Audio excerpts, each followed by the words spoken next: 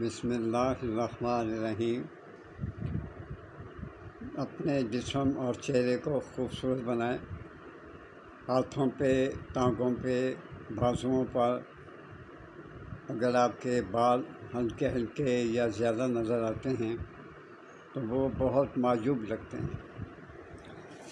اس کا نسخہ بتانے سے پہلے آپ سے بہت التجا کرتا ہوں کہ آپ جب سبسکرائب کرتے ہیں تو انسان کو حوصلہ ملتا ہے۔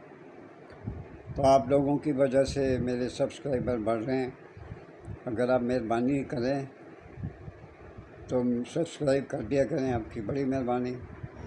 سبسکرائب، لائک اور شیئر بھی کر دیا کریں، آئیکن کے بٹن کو بھی پریس کر دیا کریں تاکہ میری آنے والی ویڈیوز آپ تک آسانی سے پہنچ سکیں۔ نسخہ لکھیے: بادام کا آٹا 2 تولہ، چنے کا آٹا 2 تولہ، باجرہ کا آٹا 2 تولہ، چھندل کا آٹا 2 تولہ۔ اس کو پیس کر اس کا سفوف بنا لیں۔ آدھا رکھ لیں اور آدھا دوبارہ استعمال کرنے کے لیے رکھ لیں۔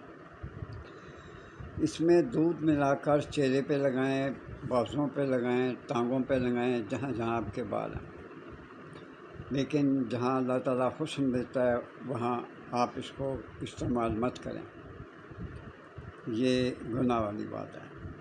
جو آپ کو معجوب لگتے ہیں ٹانگوں پہ، عورتوں کی ٹانگوں پہ بال نہیں ہوتے، نہ بازوؤں پہ، نہ ہاتھوں پہ، نہ پاؤں پہ۔ تو یہ آپ اس کو استعمال کریں۔